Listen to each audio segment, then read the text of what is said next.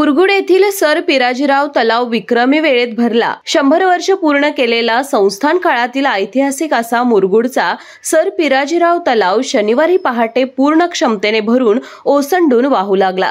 याबद्दल नागरिकांमधून समाधान आणि आनंद व्यक्त होत आहे।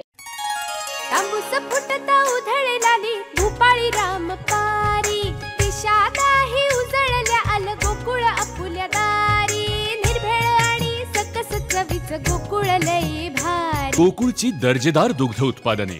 गोकुळ अस्सल चव कोल्हापूरची।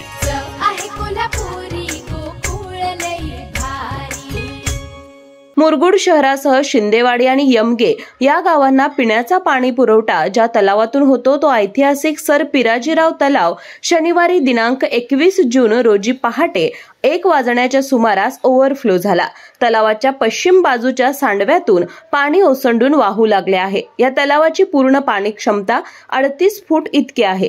गेल्या 2 दिवसापासून मुरगुड परिसरामध्ये मुसळधार पाऊस सुरू आहे। यामुळे तलाव पाणी पातळीत झपाट्याने वाढ होत होती। तलाव पूर्ण भरल्याचे समाधान नागरिकांना आज सूर्यदर्शनाबरोबर पाहायला मिळाले। पिण्याच्या पाण्याची चिंता मिटल्याने मुरगुडमधील नागरिक खुश झाले आहेत। नमस्कार, मी ओंकार पोद्दार, केके न्यूज प्रतिनिधी। मुरगुडचा ऐतिहासिक सर पिराजीराव तलाव ज्याला 100 वर्ष पूर्ण झालेले आहेत तो या जून महिन्यातच भरलेला आहे। इतिहासामध्ये पहिल्यांदाच हा तलाव जून महिन्यात भरल्याची नोंद झालेली आहे। गेल्या वर्षी 23 जुलैला भरलेला हा तलाव यावर्षी 1.25 महिना अगोदरच भरलेला असून या ठिकाणी सांडव्यावरून पाणी बाहेर पडत आहे। 100 वर्षाहून अधिक काळ या ठिकाणी असणारे 3 गावं असतील किंवा शेती यांना हे पाणीपुरवठा करतं। पाठीमागे बघू शकताय तलाव कुठल्या पद्धतीने भरलेला आहे आणि 100 वर्षात पहिल्यांदाच जून मध्ये हा तलाव भरायचं कारण म्हणजे मुरगुड शहराला या वेळेला वेदगंगा नदीमधून पाणी पुरवठा करण्यात आला होता।